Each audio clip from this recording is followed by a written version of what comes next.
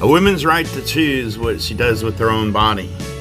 That just seems like a no-brainer. I mean, of course, a woman should have a right to choose what she does with her own body. That's an absolute fundamental basic concept. I can't grasp thinking any other way. I totally agree. Women must have the right to do what they want with their own body. But does that mean that there's never a time in a woman's life that her rights shouldn't be temporarily taken away under any circumstances whatsoever? I think you can clearly see that there's at least one situation where a woman's rights should be temporarily taken away.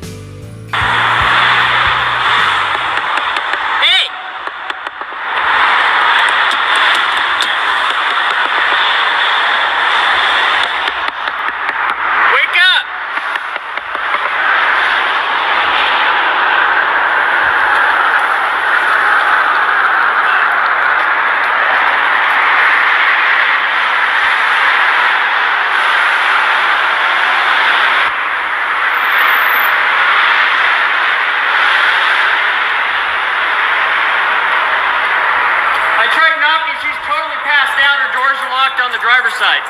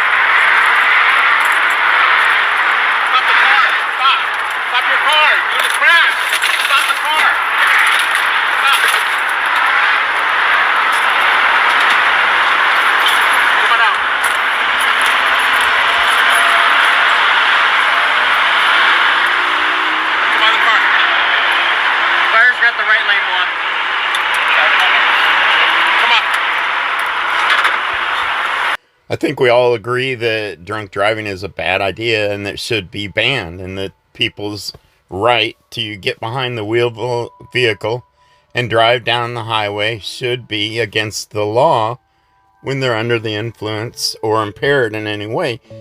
And we do that because we know that the risk is high that they're not only going to injure themselves, but they also could very likely injure another innocent person. Now, when we're talking about drunk driving, let's consider something for a second. Did you know that approximately 43% of all drivers have admitted to at least once during their life having gotten behind the vehicle while impaired? 43%. Think about that.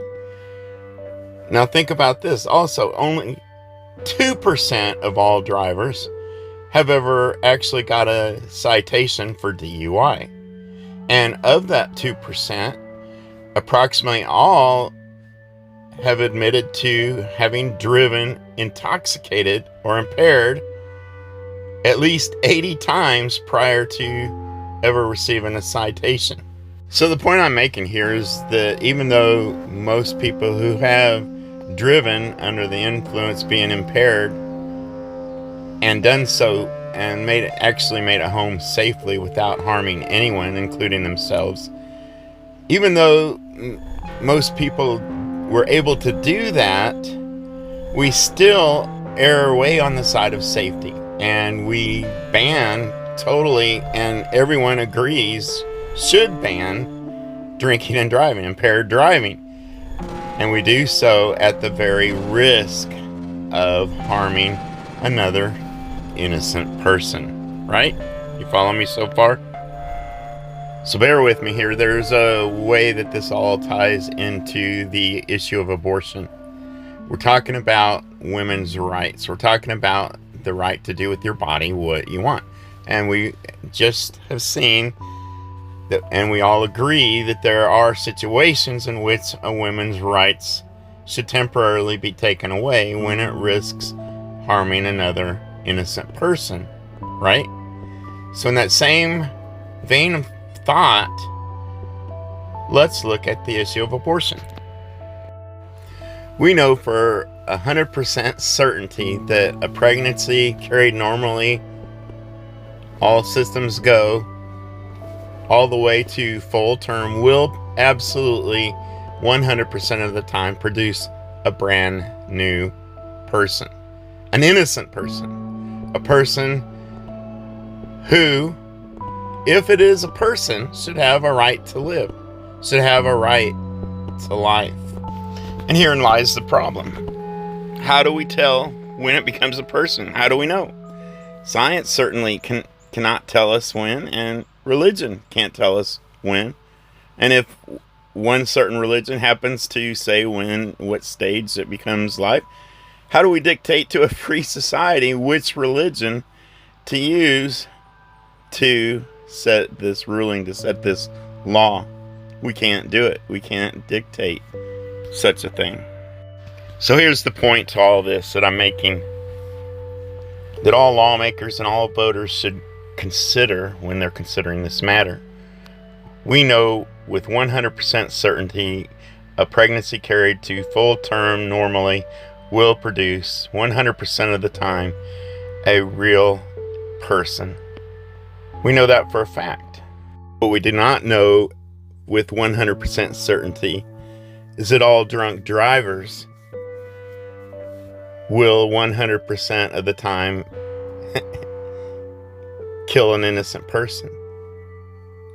But yet we choose to err on the side of safety. We choose to decide as a society that when that person is too impaired to drive, to temporarily take away their right to travel, their right to get in their vehicle, start it up, and head down the highway. We take that right away. And rightfully so. We err on the side of safety. So in a situation where 100% of the time we know an innocent person, a brand new innocent person is coming into the world, why don't we err on the side of safety here also? Why don't we make the decision until we know for certain, until we know beyond a shadow of a doubt, this is when personhood begins? Why don't we hold off on taking that risk? Why don't we err on the side of safety and refuse to allow women in this circumstance to have that right? Why take the risk? We clearly have no problem with taking away her right to travel when she's impaired. In this situation, there's a lot stronger chance that we're taking an innocent life, is what I'm saying. And why don't we just err on the side of safety?